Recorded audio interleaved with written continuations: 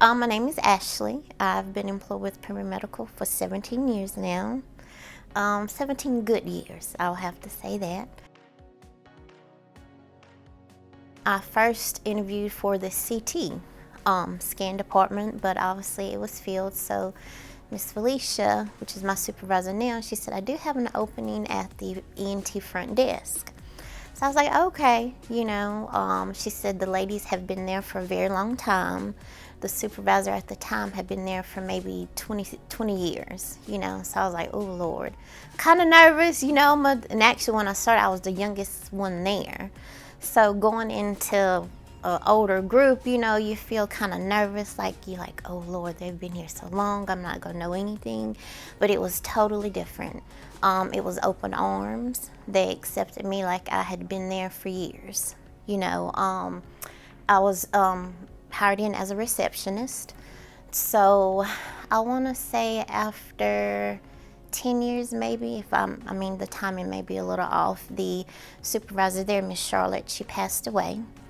So Felicia came to me and she said, would you like the supervisor position? And I knew automatically, I said, yes, I did. Because by that time I knew that's where I wanted to be. And I knew at the time, Miss Charlotte, that's what she would want me to do. Because I feel like all the years before, the training, the concepts, I think in a way she was preparing me, to be where I'm at today. And so 17 years later, here I am.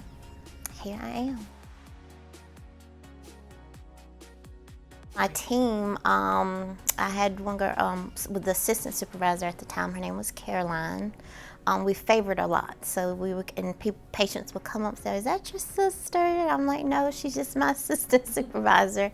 But she kind of put me under her wing, and she was another pivotal person there. And there was also another older lady, Miss Carolyn Roden, which I still communicate with both of them now to this day.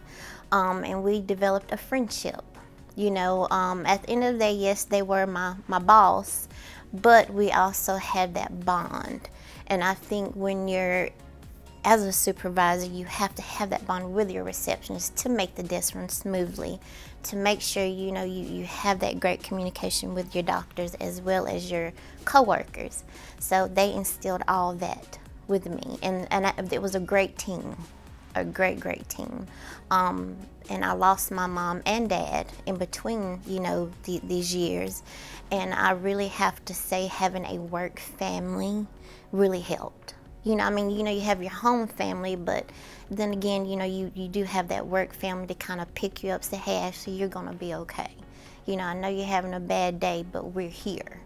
And I think that's another reason why I've been here. Because some even patients come up to me and say, wow, why have you been here so long? I'm like, well, they've been good to me here, so I can't complain. And like I said, going through just troubling times, I did have that work family to turn to. We see lots of patients. We do see a lot of new patients. We see a lot of kids on the ENT floor. And mostly, sometimes they are repetitive. Sometimes the older patients, they come in, well, hey, Ashley, how are you doing? And I'm good. And like I said, my daughter was 2. And then I had KJ. They're 6 years difference. So I was pregnant there, and I do have some patients remember when I was pregnant, and they were like, well, how old is he now? And I'm like, he's 14. And they would tell my age. I'm like, oh, Lord, have I really been here this long?